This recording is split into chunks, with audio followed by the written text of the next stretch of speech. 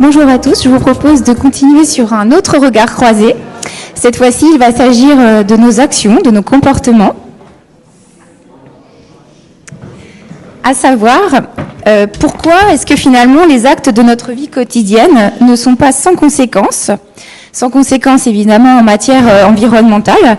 Donc il va s'agir de questionner ce qui a trait à la production, aux stratégies de localisation des firmes, à la partie distribution, mais aussi à la partie, bien sûr, consommation. Et tout cela au regard des défis environnementaux. Donc, pour nous aider à mieux saisir ces différentes questions, nous aurons donc l'opportunité d'entendre Madame Sonia Bellit, qui est chef de projet à la Fabrique de l'Industrie, qui travaille sur les politiques industrielles notamment et l'industrie du futur. Donc, qu'on remercie pour sa venue. Nous aurons également l'occasion d'échanger avec Monsieur Pierre-Olivier Brial, qui a finalement une double casquette aujourd'hui. Il se présente à nous à la fois comme directeur général de l'entreprise Manutan, mais également comme le vice-président du METI, donc tout ce qui a trait finalement aux entreprises de taille intermédiaire. Donc votre regard sera intéressant aussi à ce titre-là. On aura donc une chercheuse davantage, on aura quelqu'un qui est plus sur le terrain, et enfin nous aurons aussi l'opportunité d'entendre Monsieur Philippe Mouati, qui lui aussi quelque part a une double casquette puisqu'il est professeur à l'université Paris, alors Diderot, je crois que maintenant on dit Paris Cité, et au-delà de ça, qui est un spécialiste, on peut le dire, je pense, de la consommation et de tout ce qui a trait au commerce, puisque vous êtes co-dirigeant, cofondateur de l'Obsoco, qui n'est autre que l'observatoire de la société. À chaque fois, je me trompe, et de la consommation, précisément. Et vous avez d'ailleurs écrit un ouvrage assez récent dont on va peut-être parler tout à l'heure concernant la plateformisation de la consommation précisément. Voilà. Merci beaucoup pour cette présentation de Philippe. On va pouvoir commencer. Donc, ce qui serait intéressant peut-être, c'est d'évoquer avec vous, Sonia Bellit, tout ce qui a trait justement à la stratégie de localisation de nos firmes, avec la question qui serait, peut-on parler d'une démondialisation, d'une relocalisation éventuellement de nos firmes industrielles ? Oui, avec la dimension qui nous préoccupe beaucoup du respect de l'environnement et du climat. Bon, je vais peut-être d'abord commencer par présenter la Fabrique de l'Industrie. La Fabrique de l'Industrie, c'est un groupe de réflexion, un laboratoire d'idées qui est vraiment consacré aux questions industrielles. Donc ça a été fondé il y a un peu plus de 10 ans par l'UIMM, qui est donc la fédération patronale des principales entreprises de la métallurgie, et puis par France Industrie, ce qui s'appelle aujourd'hui France Industrie. Et alors notre activité, elle consiste principalement à produire des études sur des sujets très variés, mais toujours en lien avec la question industrielle. Donc on travaille sur des sujets aussi variés que l'attractivité des métiers industriels, les questions de la mondialisation, la transition écologique, la question des territoires aussi, des territoires industriels. Et puis on organise notre activité, c'est aussi d'organiser des conférences comme celle-ci, des séminaires pour se faire confronter les points de vue sur nos sujets. Et donc oui, moi je voudrais parler des choix de localisation des entreprises et en l'occurrence des entreprises industrielles, parce qu'on a, suite à la crise du Covid, même pendant la crise du Covid, on a beaucoup parlé de relocalisation. Et je voudrais d'abord commencer par dire que la relocalisation, si vraiment on la définit comme le retour d'entreprises qui ont délocalisé, c'est un phénomène qui est très rare. Alors nous, on a mené une enquête auprès d'un échantillon représentatif d'industriels et lorsqu'on leur demande s'ils envisagent de relocaliser leur activité, ils sont 8% à dire oui, donc 92% à ne pas l'envisager. Lorsqu'on leur demande s'ils envisagent de relocaliser leurs fournisseurs, qui est donc une autre forme de relocalisation, ils sont 25%, mais malgré tout, ça reste très minoritaire. Donc ensuite, on peut aussi considérer que la relocalisation, c'est aussi le fait de se rapprocher des marchés régionaux, c'est-à-dire une entreprise qui a délocalisé en Chine et qui choisit, pour différentes raisons, des raisons de coût, mais ça peut être aussi pour réduire son empreinte carbone, ça fait aussi partie des critères, de relocaliser en Europe, dans un pays européen.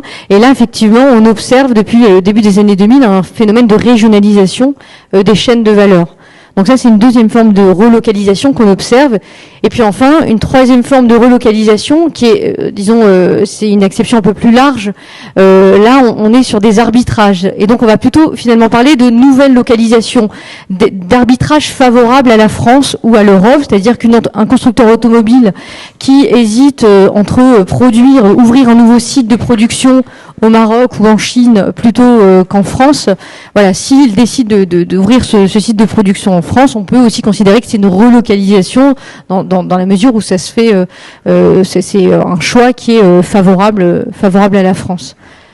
Ce que je pourrais rajouter également, c'est que cette crise du Covid, elle a remis en question, malgré tout, la mondialisation telle qu'on l'a observée pendant des années. C'est-à-dire que on a longtemps mis en avant le fait que la division internationale des processus productifs, c'était favorable aux producteurs parce les entreprises bénéficiaient des avantages comparatifs de leurs partenaires. C'était aussi favorable aux consommateurs parce que les consommateurs gagnaient en pouvoir d'achat. Mais ce que la crise a montré, c'est que ça mettait aussi en évidence des phénomènes de dépendance.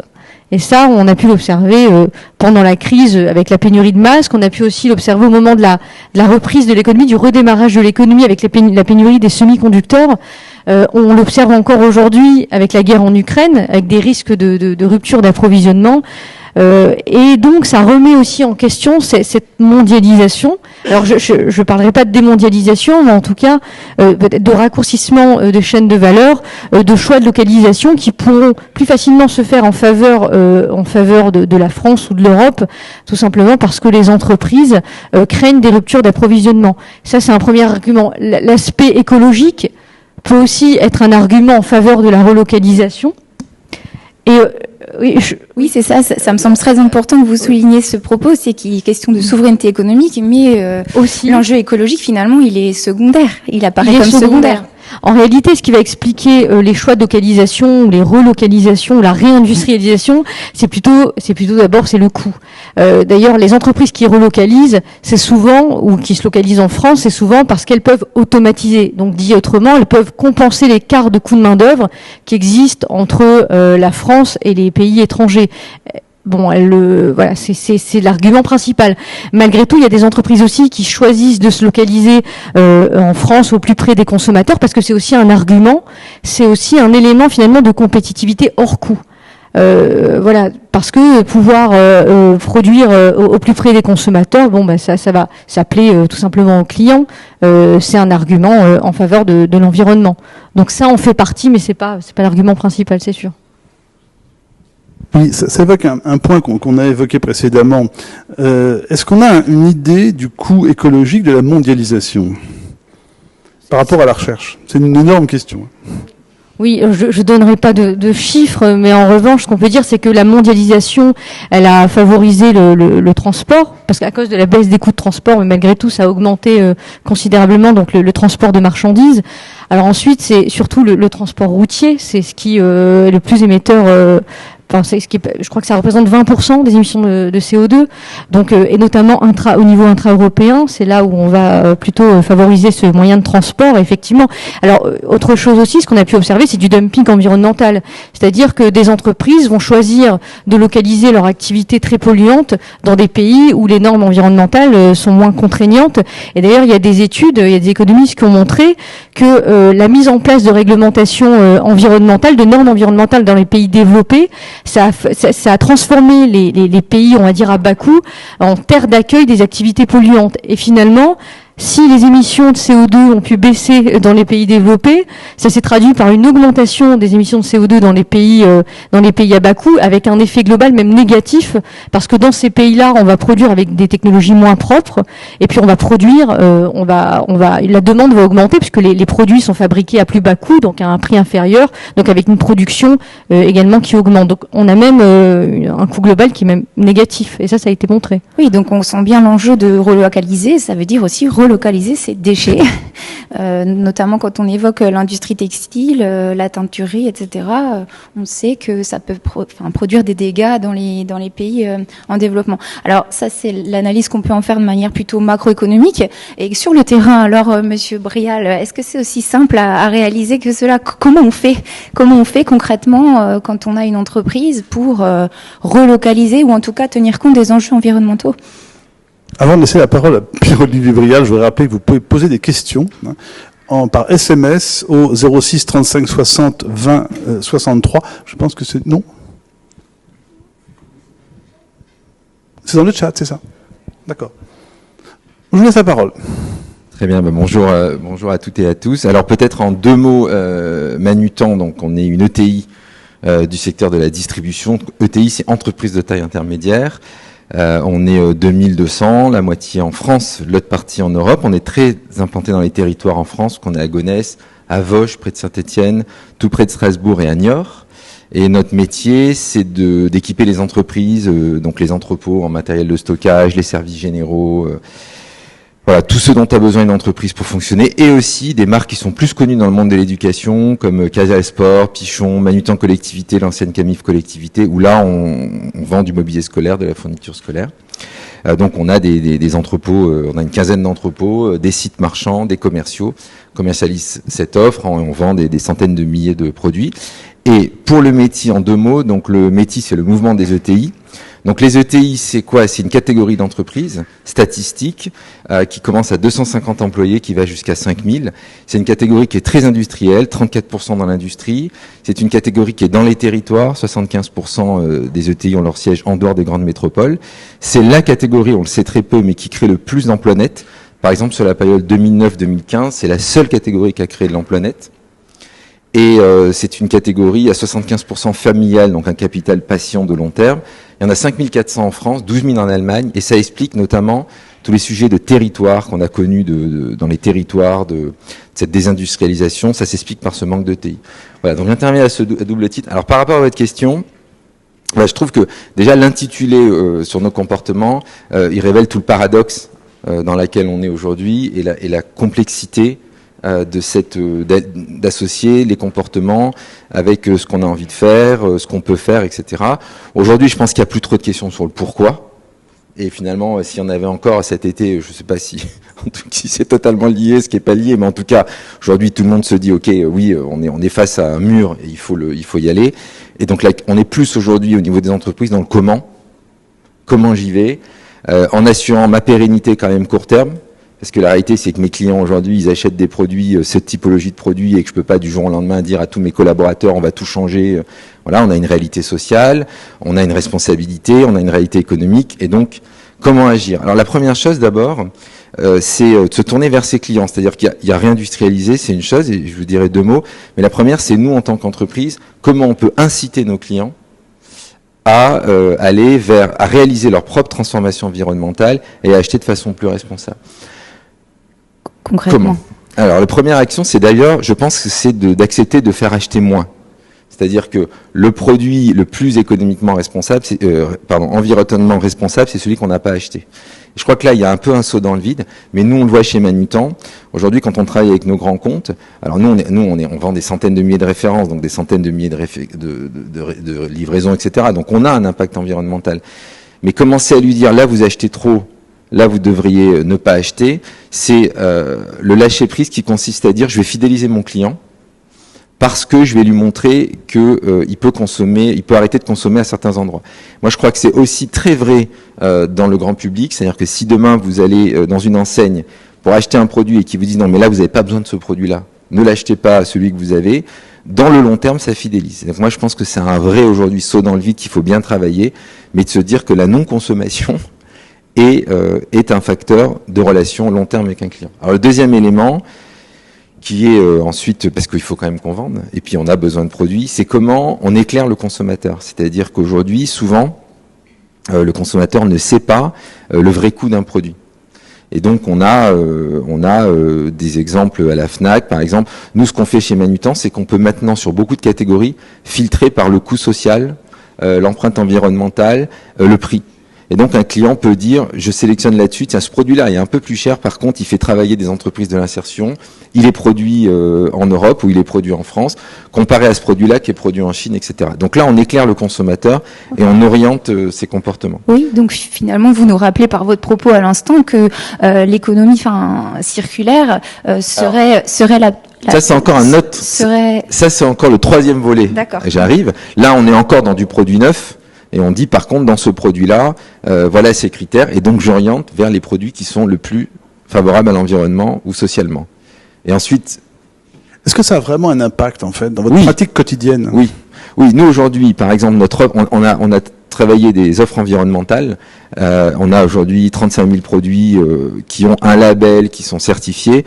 Ils ont une croissance qui est double par rapport à la croissance moyenne du chiffre d'affaires. Donc oui, aujourd'hui, il y a une volonté d'y aller. Et nous, notamment distributeurs, mais aussi fabricants, c'est notre job d'informer. Il faut qu'on fasse ce job-là. Ça ne veut pas dire que 100% des clients adhèrent et vont dire je vais acheter ça, mais on ne peut pas reprocher à un client s'il ne sait pas, en toute conscience, d'avoir le mauvais comportement. Donc influencer les comportements, c'est quand même aujourd'hui... Et je dirais que c'est une vraie barrière à l'entrée pour les fabricants, parce que si les fabricants français se mettent d'accord entre eux sur des normes, en disant ces produits-là, nous, fabricants de mobilier, on va créer des catégories, on va vous donner ça aux distributeurs en disant voilà, nous on s'est tous réunis, vous avez l'impact social, etc. Je peux vous dire que pour des Chinois, quand le distributeur va faire rentrer des produits d'autres fabricants, l'écart va se voir. Donc le travail du contenu est extrêmement important. Et après, il y a le circulaire. Donc le circulaire, l'idée c'est de se dire effectivement aujourd'hui, beaucoup de produits peuvent être remis sur le marché. En l'état. Je vais vous donner un exemple. Dans le mobilier de bureau, nous, aujourd'hui, à peu près 5% du mobilier utilisé est remis sur le marché. Donc là, on ne parle pas de recyclage. Le recyclage, c'est juste éviter qu'il parte dans la nature. On parle vraiment de dire, ce canapé, il est revendu parce qu'on n'en a plus besoin ici. Est-ce que je vous coupe, mais est-ce qu'à ce moment-là, vous veillez à ce que ce soit aussi un commerce de proximité ou pas du tout lors de ce deuxième alors déjà, achat en quelque sorte? Alors déjà, donc le circulaire, pour vous donner un exemple, dans le mobilier de bureau, on considère que 5% est remis sur le marché alors qu'on pourrait aller à 60%. Donc il y a une énorme déperdition, que ce soit du mobilier scolaire, etc., parce qu'on ne sait pas quoi en faire et ça part en recyclage. Ensuite, alors c'est un problème, l'économie circulaire, c'est avant tout un sujet logistique du coup. Pour revenir à votre question. Mais ce qui est intéressant, c'est que c'est un produit dans lequel on peut lier l'économie sociale et solidaire. Par exemple, nous, aujourd'hui, on a lancé des offres où on reprend du matériel électronique.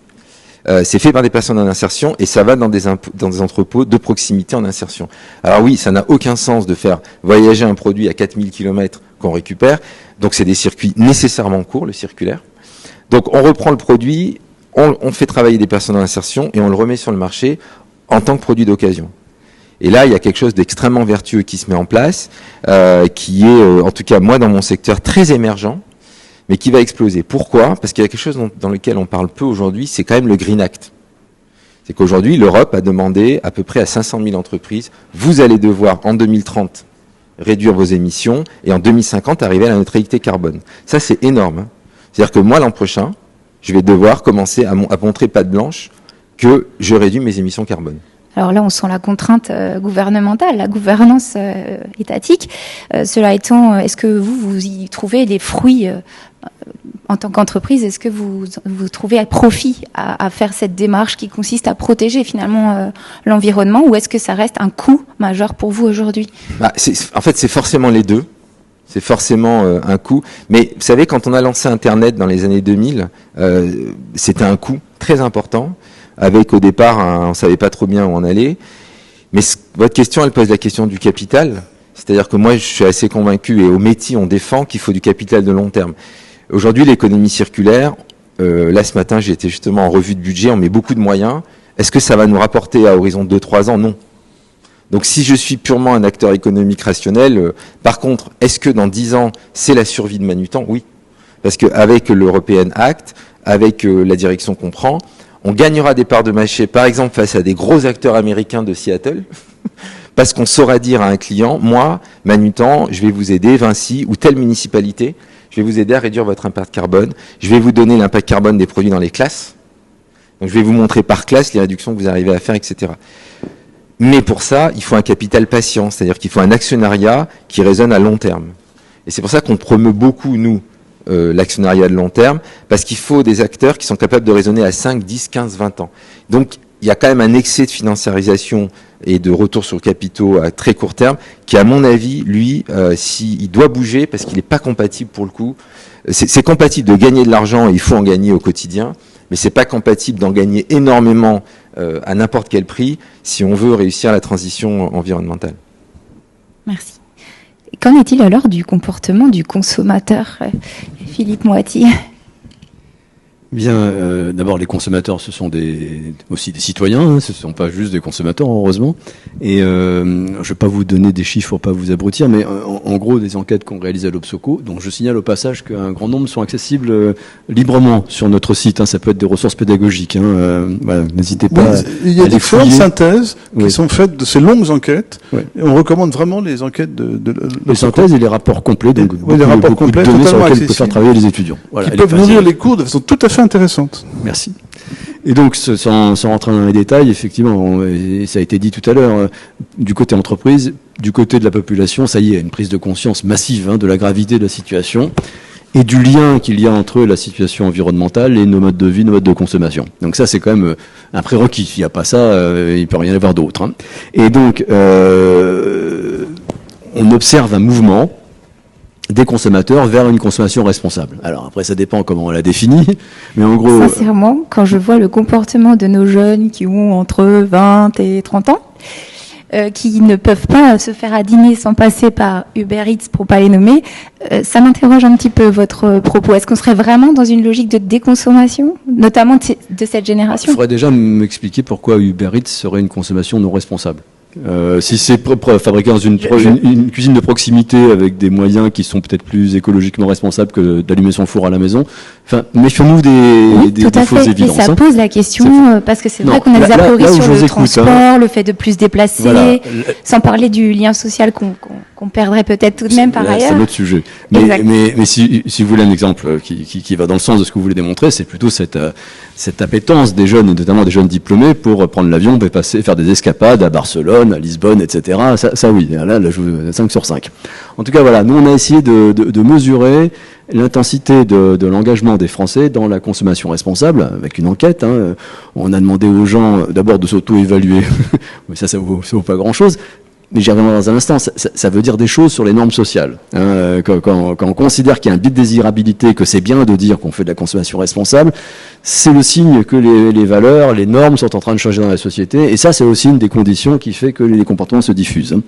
Donc notre enquête a porté essentiellement à demander aux gens s'ils font ceci ou cela. Donc on a couvert un nombre de champs, des modes de vie relativement étendus dans les limites d'une enquête, hein, donc l'alimentaire, la mobilité, l'habité, et on leur a demandé s'ils pratiquaient ça ou ceci ou cela, s'ils avaient changé leur comportement dans telle ou telle direction, pour au final avoir une cartographie de ce que font les Français en matière de consommation responsable. Et donc je vous livre un résultat qui me paraît fort, hein, c'est que sur la base de la typologie qu'on a réalisée à partir des réponses sur les comportements, on arrive au résultat que 44% des Français sont engagés significativement dans la consommation responsable, avec le discours qui va avec. Hein, vous avez des gens qui consomment de l'eau du robinet, tout simplement parce que ils n'ont pas envie de payer voilà, tout simplement. Donc là, il y a le discours et il y a les pratiques. Et ce qui est intéressant, c'est que ces 44% dans notre typologie, c'est 3 groupes de consommateurs avec des profils différents.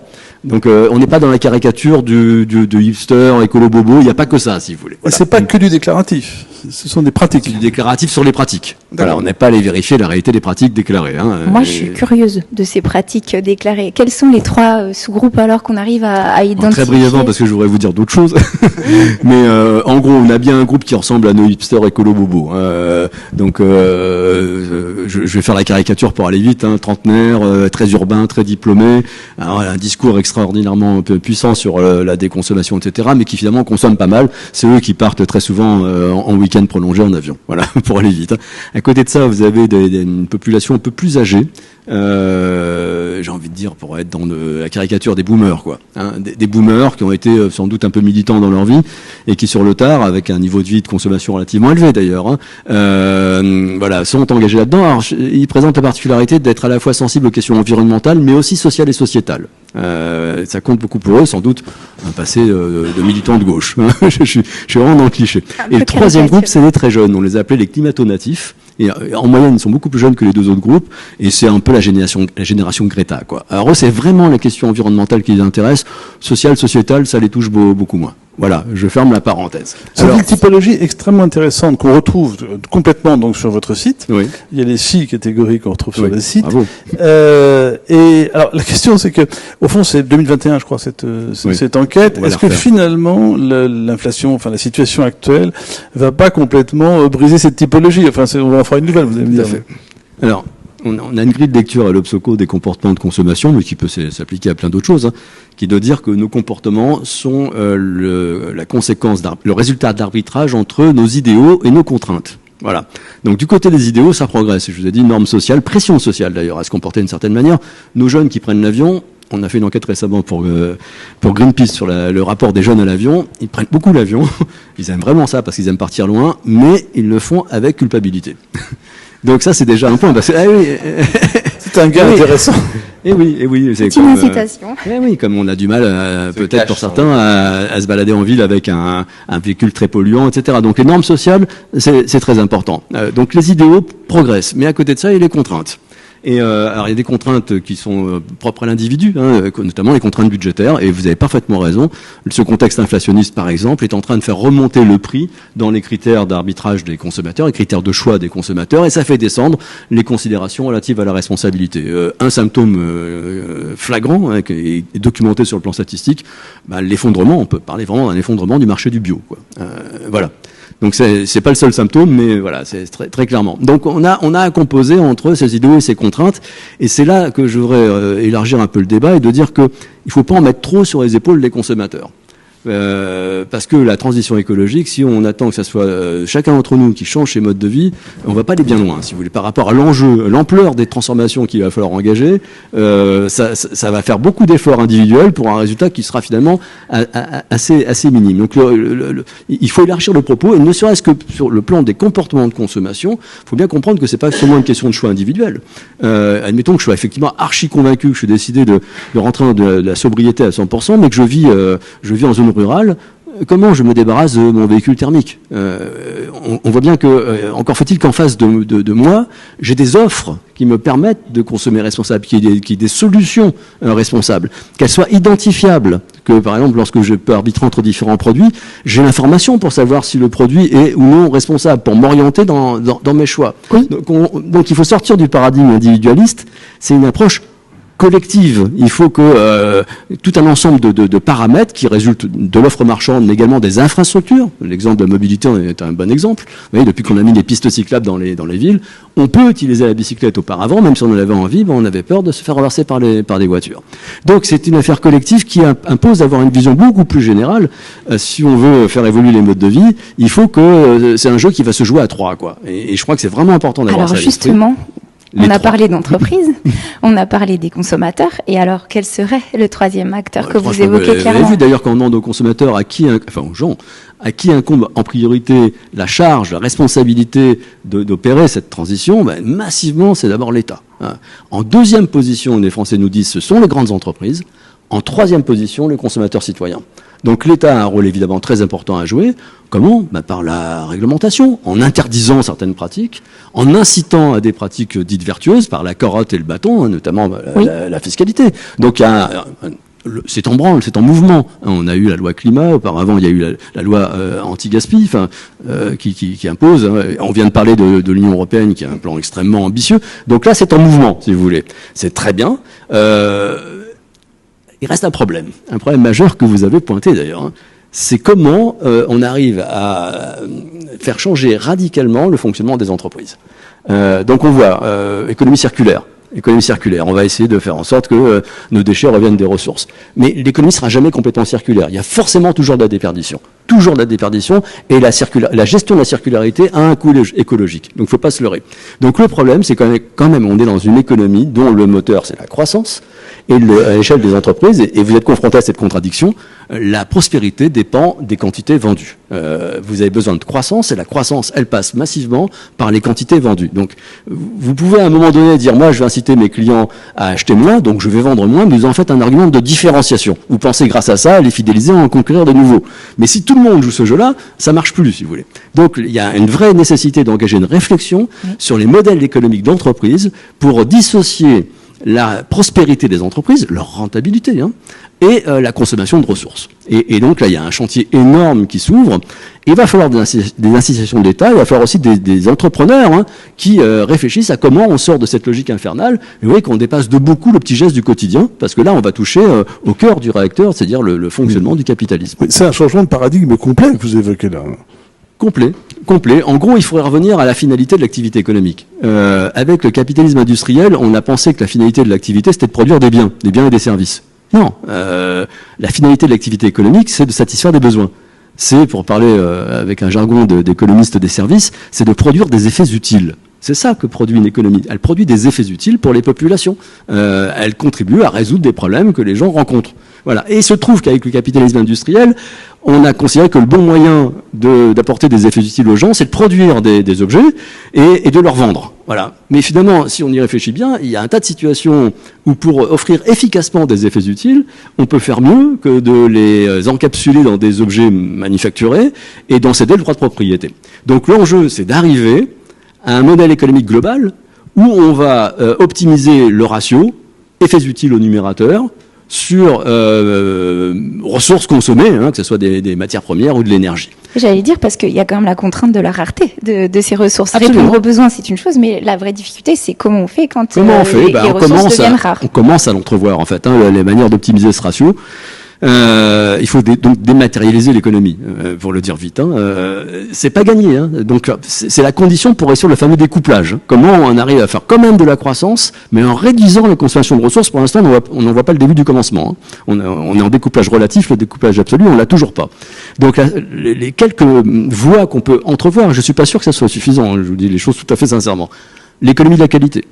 Monter en gamme, faire des produits qui vont durer beaucoup plus longtemps. Ça va pomper du pouvoir d'achat sur un nombre réduit de produits. Donc, typiquement le luxe. Si vous voulez, quand vous achetez un produit de luxe, le rapport effet utile ou valeur économique sur matière consommée, il est extraordinairement favorable. Donc, il faut pomper le pouvoir d'achat des consommateurs sur un nombre plus petit de produits, mais des produits de bien meilleure qualité qui vont apporter plus de satisfaction. Comme ils seront en principe de meilleure qualité, pourront passer de main en main et on est dans l'économie circulaire au sens large. C'est toute l'opposition avec l'obsolescence programmée, quand même. C'est exactement l'inverse, si vous voulez. Simplement, là aussi, il y a des institutions à mettre en place, notamment des institutions qui vont garantir, signaler la qualité aux consommateurs, parce que autant les écarts de prix, ça se voit dans le magasin, autant les écarts de qualité, on n'en sait rien. Est-ce que je vais payer plus cher alors que je suis pas sûr que j'en aurai pour mon argent? Et donc, il y a tout un effort de signalisation de la qualité qui passe par des labels, des garanties. C'est ce que disait quand même Monsieur Briel tout à l'heure quand il disait réfléchissons à ce qu'on appelle un prix. Qu'est-ce qu'on met dans le prix par rapport à la transparence du produit, par rapport justement au côté fabrication, comment il a été fabriqué, par qui, à quel endroit. Est-ce que le prix, selon vous, il ne suffit pas? Vous êtes sur les arguments écologiques. Oui, tout à fait. Mais il ne suffit. Donc le prix ne suffirait pas, ou selon vous, faudrait modifier ou intégrer de nouvelles choses au prix, Monsieur Briel? Oui, c'est-à-dire qu'en fait, il faut qu'on arrive à valoriser dans ce que coûte un produit, son impact carbone, son impact social, etc. Il faut qu'on arrive à le faire. Moi, si on part de l'État, par exemple, l'État dans ses achats, quand on prend une collectivité, elle a une contrainte économique, donc elle a quand même tendance à acheter au moins cher. D'un autre côté, elle va subventionner les associations environnementales, ou elle va subventionner le RSA parce que l'économie locale a été détruite. Et donc la vision à 360 degrés de ce que c'est que le vrai prix en incluant le risque, c'est assez important. Après, pour rebondir sur ce que vous dites, moi je suis 100% d'accord. Je pense qu'on est collectivement face à un problème. C'est-à-dire que l'État, les entreprises, on est collectivement face à un problème et qu'on le résoudra que les uns avec les autres. C'est-à-dire, je pense que le premier risque, c'est d'opposer, de vouloir être radical. C'est-à-dire que la crise des Gilets jaunes, elle est quand même venue de l'augmentation de la taxe carbone. Donc tout le monde dit il faut augmenter le coût du carbone.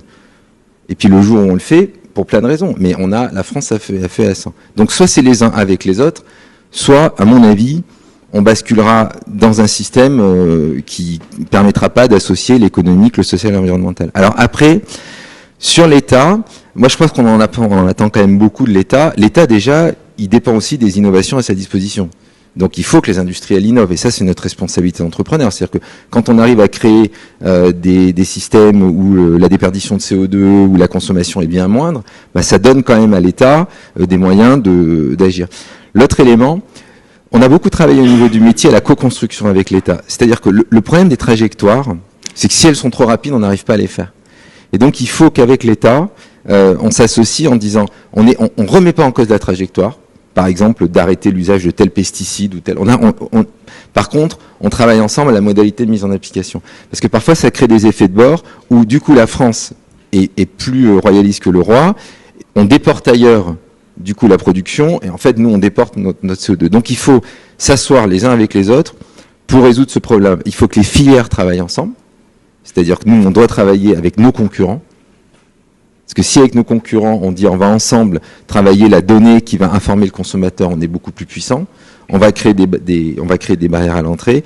Il faut travailler avec, effectivement, moi pense que ce qui va faire bouger, c'est quand les investisseurs, les grands fonds d'investissement commencent à sortent du décarboné. C'est-à-dire que quand ils commencent à dire, si vous lisez BlackRock, qui est quand même le premier fonds d'investissement mondial, la lettre qu'il a écrite en 2020, est-ce qu'il va le faire, je sais pas, mais où il dit il faut qu'on sorte de l'industrie décarbonée, quand des milliards vont aller vers d'autres types d'industries. Mais moi, je pense que c'est vraiment une équation systémique et qu'on doit vraiment le faire ensemble. Mais c'est fort intéressant. Si vous pouviez nous apporter encore votre témoignage, justement, de co-dirigeant du métier, puisque vous disiez tout à l'heure que les entreprises de taille intermédiaire sont les entreprises de territoire. De ce fait, on pourrait imaginer peut-être une nouvelle gouvernance, justement, qui serait plus régionale. Pour rebondir aussi sur ce que disait Madame Bellit tout à l'heure, est-ce qu'on peut évoquer la régionalisation de la gouvernance d'entreprise comme une solution? Enfin, je sais pas.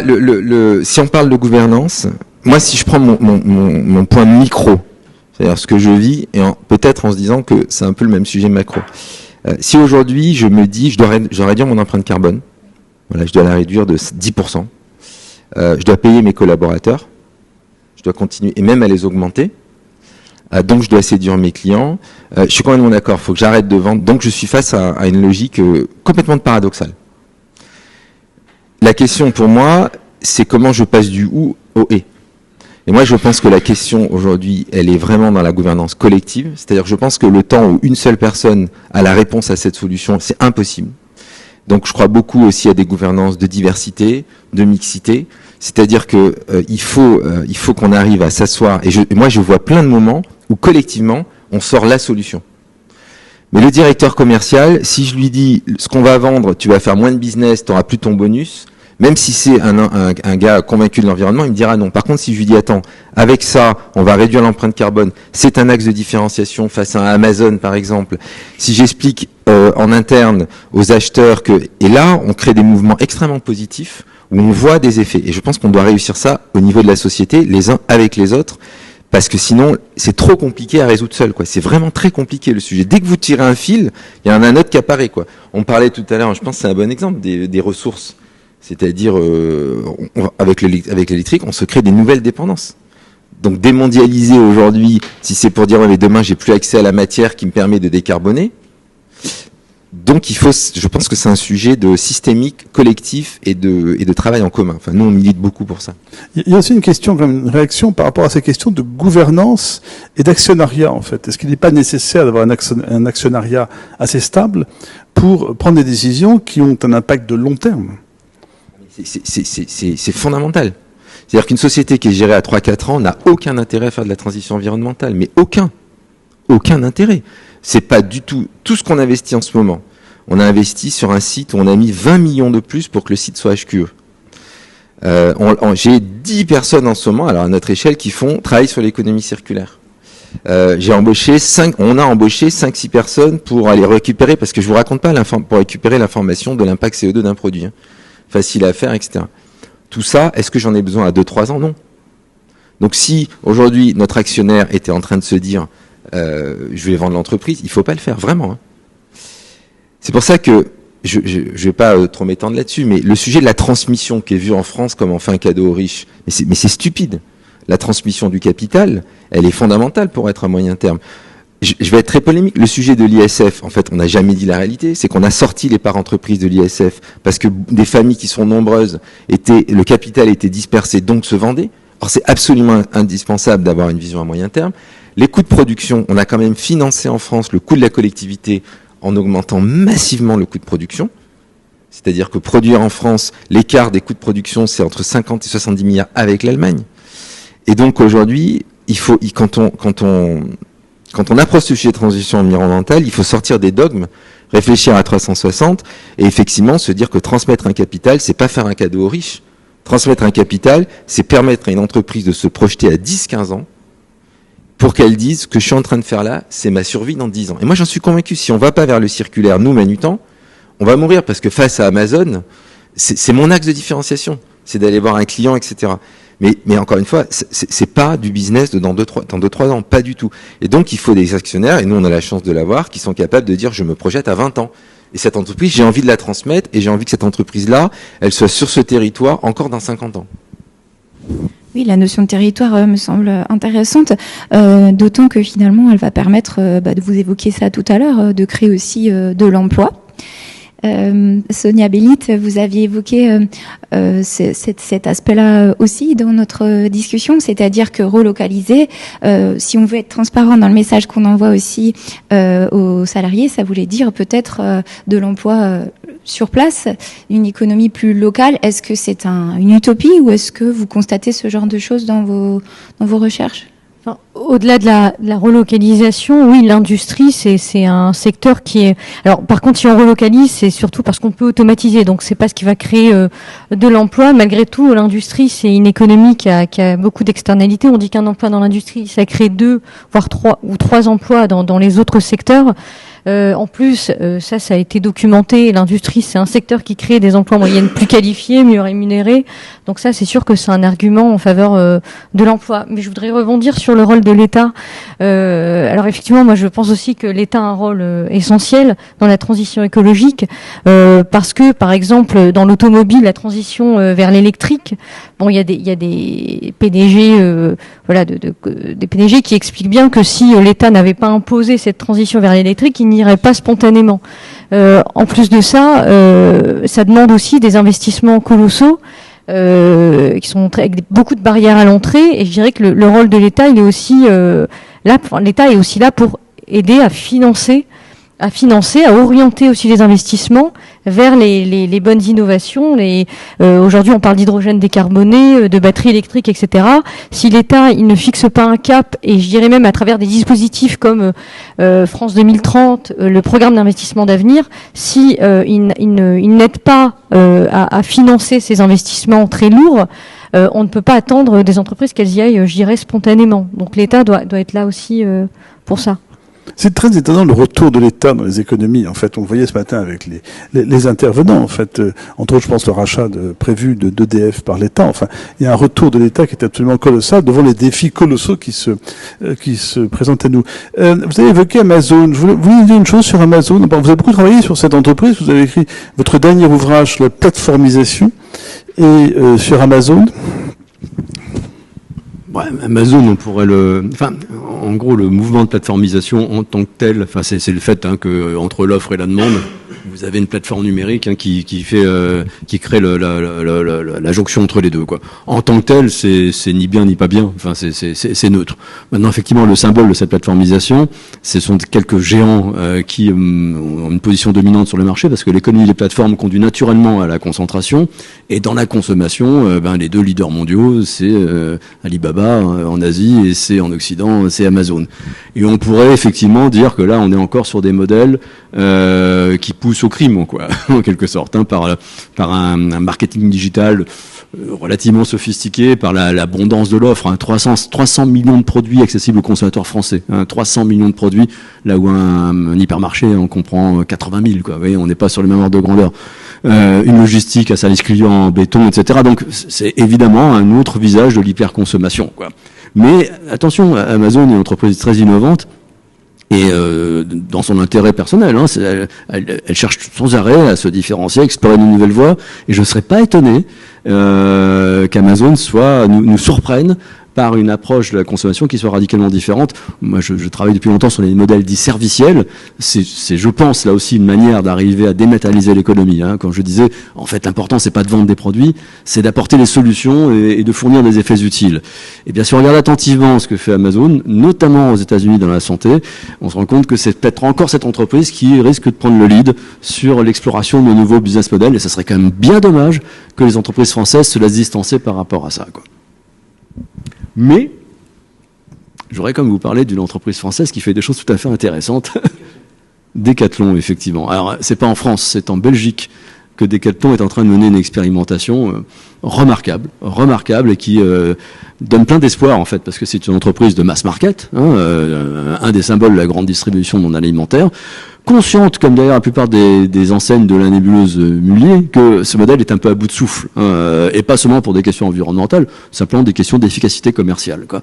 Et donc, très brièvement, ce que teste actuellement Decathlon en Belgique, c'est une formule où les clients peuvent s'abonner. Il y a 3 formules d'abonnement, hein, donc vous payez une mensualité, et en contrepartie de cette mensualité, vous pouvez emprunter tous les produits qui se trouvent dans le magasin jusqu'à une valeur totale cumulée qui correspond à la formule d'abonnement que vous avez choisie. Uniquement les produits Decathlon pour l'instant. Enfin, chez Decathlon, c'est 80% de l'assortiment. Hein.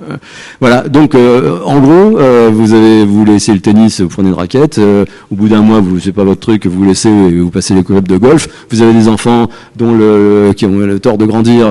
Vous pouvez changer les vêtements régulièrement, etc. Et l'expérimentation a été menée sur une petite échelle pour commencer.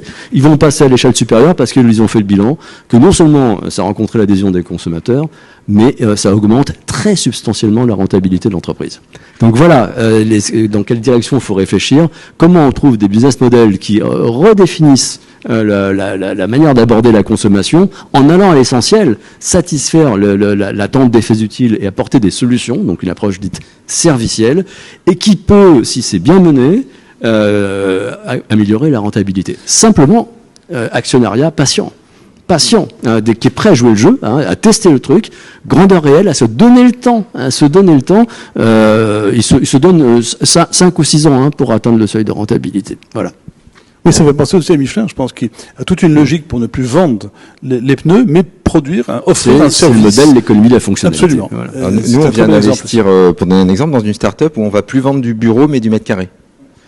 Alors après, c'est intéressant parce que par contre, donc c'est-à-dire que le client paye du mètre carré et à l'intérieur de ça, il prend, il enlève, etc. Mais c'est typiquement, si c'est pour aller tous les 3 jours lui récupérer du matériel, donc il faut l'associer avec des livraisons électriques. C'est ça qui est intéressant dans ce sujet-là. Cela dit, dès qu'on est confronté à ces sujets-là, honnêtement, c'est passionnant dans l'entreprise. Je veux pas présenter ça comme, mon Dieu, en fait, on s'éclate parce que on est tous ensemble à se dire, il faut créer quelque chose. Sur la question vraiment, je pense, de l'État, dont on parlait, je pense qu'il faut aussi collectivement qu'on soit prêt à être patient. C'est-à-dire que quand on regarde, moi j'aime bien prendre le parallèle avec le tourisme. On est devenu la première destination touristique mondiale. Mais quand on regarde la France, ça fait 40 ans qu'on est hyper cohérent. On rénove, on investit dans le tourisme, on fait monter en gamme, etc. Et finalement, de gauche comme de droite, on s'est donné cette direction collective. Je sais pas ce que toi tu en penses, mais on en a pour 10 ans pour industrialiser le pays. France 2030, c'est aussi, il va falloir avoir une stratégie de taxes de production, il va falloir, et honnêtement, c'est vrai qu'il y a que l'État qui peut se donner autant de temps, parce que l'État, bon, c'est vrai qu'on caricature, mais enfin, l'État, s'il n'avait pas investi sur les routes et l'eau, donc, et le train, enfin, voilà, l'État est capable de dire normalement, collectivement, mais moi, c'est presque ça aujourd'hui, parfois qui m'inquiète le plus. C'est pas honnêtement la volonté des entreprises.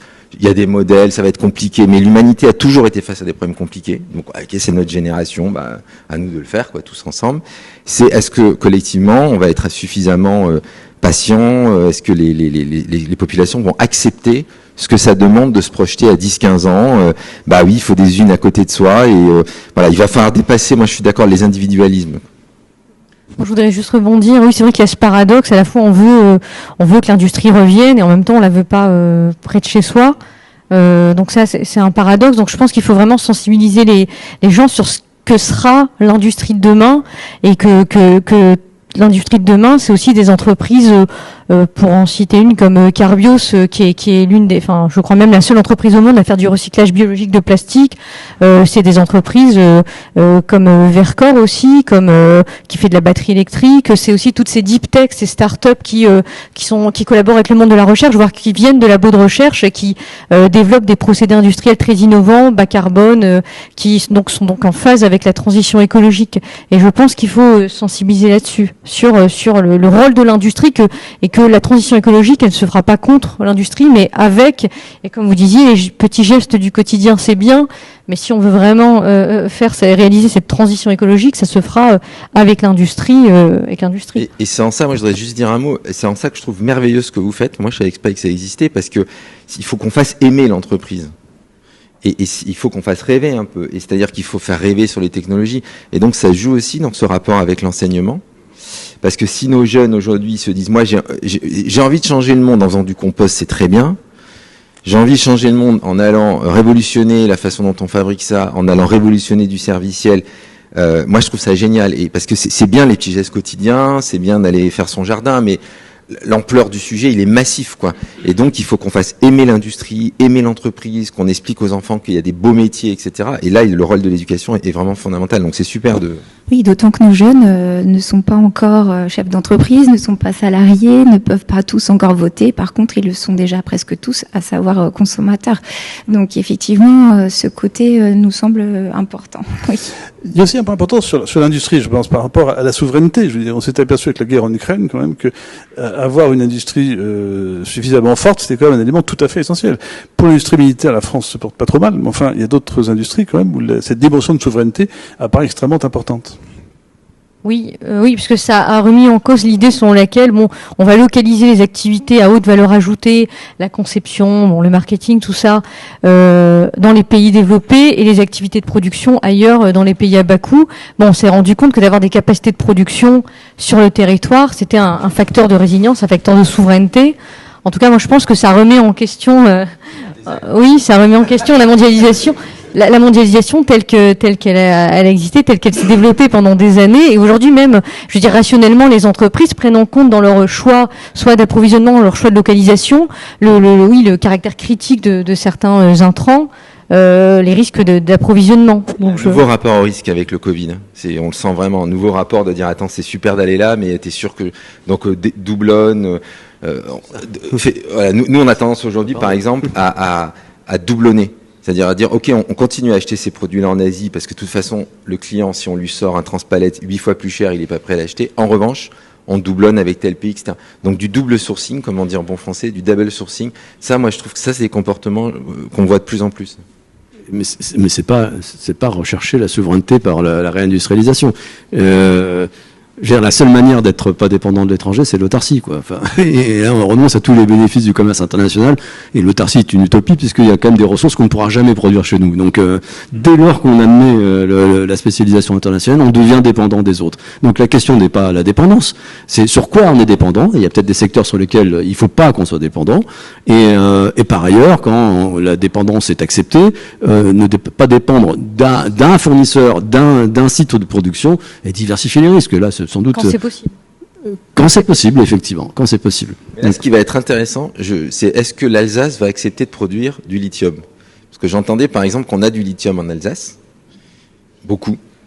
Et c'était Thierry Breton qui expliquait ça. Et donc, on pourrait produire du lithium. Et donc, mais on va voir collectivement si on est prêt aujourd'hui à produire du lithium. Pour l'instant, je crois qu'en Alsace, on essaye de relocaliser la moutarde. Donc, pour le lithium, il faudra patienter. C'est un début, la moutarde. Il y avait une question qui apparaissait sur la dimension politique que vous avez évoquée finalement. Ça, il semble que ça redonne un rôle, une place importante aux politiques pour les arbitrages qui doivent être faits dans les temps à venir. Ah bah oui, je pense que moi je pense que ça redonne franchement à la co-construction. C'est-à-dire que oui, le politique revient, mais le politique sans l'entreprise, il fera rien. L'entreprise sans le politique le fera pas. L'entreprise sans l'éducation ira nulle part.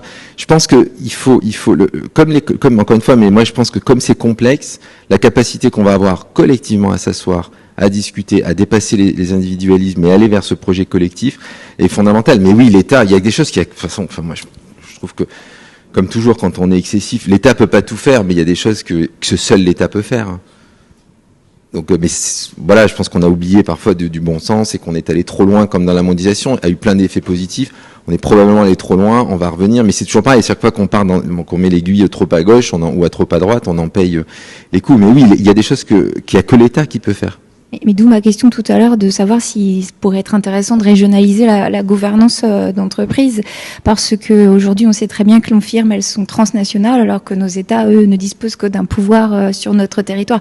Donc ça pose quand même la question du côté transnational des décisions à prendre. On parlait de fiscalité tout à l'heure, bon, c'est un des sujets, mais il y en a d'autres. La norme en est un autre. Vous, comment vous voyez ça? Vous voyez comme un tout-puissant en tant que DG de Manutan, firme transnationale, comme un tout-puissant par rapport aux décisions de notre État français, puisque finalement, qu'est-ce qui vous empêche d'aller vous installer ailleurs pour produire? D'abord, je pense que n'importe quel chef d'entreprise qui pense qu'il est tout puissant doit se rappeler ATT ou doit se rappeler, c'est-à-dire que si l'État américain par exemple décide de scinder, donc et on l'a vu avec Arthur Andersen et Enron, donc je pense que ça, non, je pense qu'il y a un vrai enjeu au niveau européen parce que pour le coup là il y a quand même un collectif de valeurs et un collectif de vision et on a vraiment besoin de ça. Après, oui, enfin, ce qui est sûr c'est qu'une entreprise elle fait des arbitrages de localisation. Et donc, elle va regarder le coût, etc. Donc, c'est vrai que l'État peut pas empêcher d'aller dans tel endroit ou tel endroit. Mais aujourd'hui, je pense que le sujet, pour le coup, il est au niveau français, mais il est quand même. Nous, on attend beaucoup au niveau européen, quand même. Je disais ça par rapport à notre Mittal. ArcelorMittal il y avait eu une histoire avec le gouvernement français et le gouvernement français n'avait pas pu faire grand-chose face à Mittal, ce géant indien de la métallurgie. Voilà. Peut-être qu'on va... La grosse pendule en face de nous dit qu'il ne reste plus que 3 minutes, donc on va vous laisser chacun 1 minute pour conclure. Sonia, vous commencez. Merci. Ok, alors pour conclure, non, parce que vous parliez de l'Union européenne, moi je dirais qu'il y a aussi l'Union européenne a un rôle, c'est-à-dire que pendant longtemps, et j'ai l'impression qu'il y a un changement de doctrine pendant longtemps. Bon, on a expliqué qu'il fallait absolument avoir un espace de libre concurrence. Et là, aujourd'hui, on se rend compte qu'on a été un peu naïf. C'est même les mots de Thierry Breton. Et je trouve que, par exemple, la taxe carbone aux frontières, c'est indispensable parce qu'on peut pas à la fois imposer un prix du carbone à nos entreprises tout en laissant des produits importés entrer sur le territoire européen qui, eux, ne sont pas produits dans les mêmes conditions. Donc, je pense que finalement, coupler la politique industrielle à une politique commerciale, c'est indispensable. Sinon, on tue notre industrie. C'est ce qu'on a pu observer pour l'industrie photovoltaïque. On a laissé entrer les entreprises chinoises qui, elles, sont largement subventionnées, qui ont pu produire à un prix, ou en tout cas vendre à un prix extrêmement faible. Donc voilà. Donc en tout cas, ça me paraît important. Qui va prendre la minute conclusive? Philippe. Peut-être un mot pour revenir sur nos consommateurs auxquels on veut faire porter beaucoup de responsabilités. Une anecdote, hein, je suis intervenu il n'y a pas très longtemps dans une radio périphérique pour parler de décroissance, de sobriété, et dès que mon propos s'est terminé, on a eu droit à l'écran publicitaire. Pour tout et n'importe quoi. Donc attention, il y a quand même des injonctions contradictoires. On nous demande d'adapter nos modes de vie de consommation, mais tant qu'on n'a pas changé, encore une fois, le moteur de la prospérité des entreprises, elles vont continuer avec un marketing de plus en plus sophistiqué, à nous inciter en permanence à consommer, quoi. Donc on peut prendre sur nos épaules, mais si on change pas la logique du système, je pense qu'on n'ira pas bien loin. Donc si on peut se rassurer, il n'y a pas de pub entre deux tables rondes. Bah, moi, je voudrais rebondir parce que je l'ai dit plusieurs fois, mais en fait, c'est vrai que c'est un sujet systémique, qu'on réussira les uns avec les autres. Du coup, moi, je pense qu'on est face à quelque chose d'assez passionnant. C'est passer d'une logique du ou à une logique du et qu'on a besoin de femmes et d'hommes de bonne volonté qui viennent d'horizons différents, qui s'assoient ensemble pour se dire comment collectivement on fait face à cet enjeu majeur. Et il faut mettre les solutions en regard, mais il y a quelque chose d'assez passionnant dans la période qu'on vit. Et moi, après je terminais, mais je pense qu'on va y arriver, quoi. Je veux dire, l'humanité a quand même franchi des étapes.